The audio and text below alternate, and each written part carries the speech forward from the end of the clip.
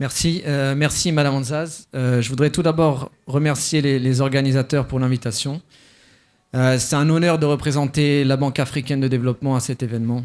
Donc la BAD, comme vous le disiez, est une institution financière internationale qui a pour objectif premier de faire reculer la pauvreté dans 54 pays membres régionaux en contribuant à leur développement économique durable et à leur progrès social.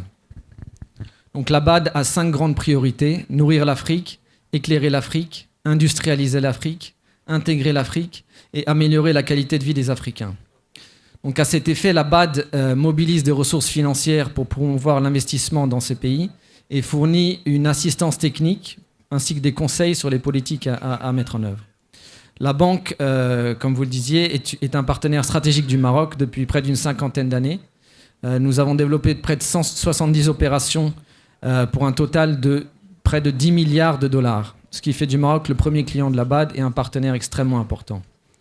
Donc nous accompagnons le gouvernement et le secteur privé sur des projets structurants tels que le méga complexe solaire Nour à Ouarzazate, l'aéroport de Marrakech, l'appui en zone rurale au programme de routes, d'électrification, d'approvisionnement en eau potable, et encore l'accompagnement du plan d'accélération industrielle à hauteur de 430 millions d'euros depuis 2017 et un nouveau projet de 200 millions d'euros en cours de finalisation.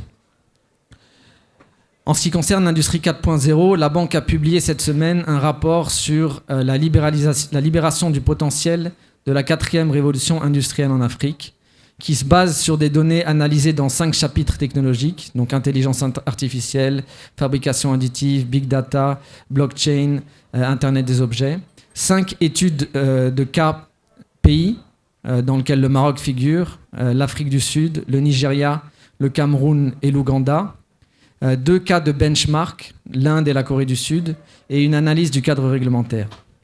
Donc le rapport analyse l'impact des changements à venir et le potentiel dans 5 principaux domaines d'application en Afrique: l'agriculture, l'énergie, l'industrie, l'intégration régionale et tout ce qui est bien-être, donc mobilité, santé et éducation en particulier. La 4e révolution industrielle en Afrique, ce n'est pas une vision lointaine. Comme le montre clairement le rapport, c'est déjà une réalité en Afrique avec l'émergence de technologies et d'applications concrètes. L'Internet des objets et le big data sont à l'heure actuelle les domaines technologiques les plus utilisés en Afrique. L'Internet des objets est bien sûr une technologie clé de collecte des données et il est compréhensible qu'un investissement soit réalisé dans le domaine. En fait, le marché de l'Internet des objets devrait atteindre une valeur de 12,6 milliards de dollars d'ici 2021. Mais d'autres secteurs technologiques tels que les drones commencent à servir également concrètement des populations. À ce jour, par exemple pour les livraisons de médicaments au Ghana et au Rwanda dans des zones reculées. L'intelligence artificielle est en cours de développement sur le continent et la fabrication additive, notamment l'impression 3D, a trouvé un rôle dans l'industrie. La valeur de la fabrication additive sur le continent devrait atteindre 1,3 milliard de dollars d'ici 2022. Donc ces technologies pourront non seulement créer de nouvelles industries, mais aussi transformer les secteurs traditionnels en améliorant considérablement la productivité. L'agriculture, c'est un exemple clé dans lequel l'Internet des objets, le big data, l'intelligence artificielle et les drones peuvent permettre une agriculture intelligente, précise et beaucoup plus productive afin de nourrir la population croissante de l'Afrique et de ramener la faim au passé. Bien sûr, comme ailleurs dans le monde, il y a des défis à relever pour que l'Afrique soit compétitive dans la 4e révolution industrielle. La connectivité est encore très faible dans les zones rurales, ce qui affecte la qualité des données et la portée des services.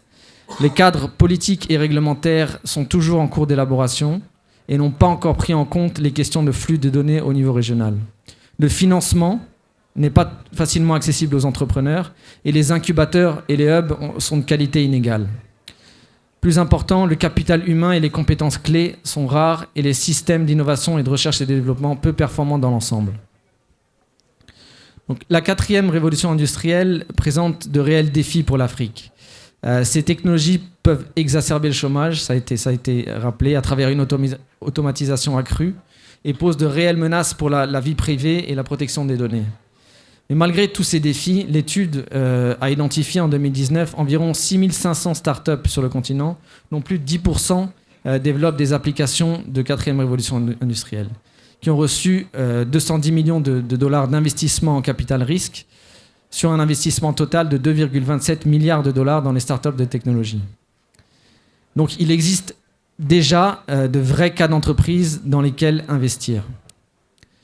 La banque voit aussi la 4e révolution industrielle comme une opportunité de croissance et d'amélioration de la productivité. Donc il y a clairement des opportunités commerciales incroyables liées à la 4e révolution industrielle en Afrique, et la banque entend aider ses États membres à tirer parti de ces opportunités en soutenant en particulier les investissements publics et privés structurants, les réformes nécessaires, le renforcement des capacités des institutions et le capital humain en la matière. Voilà. Merci beaucoup, Monsieur Stolik.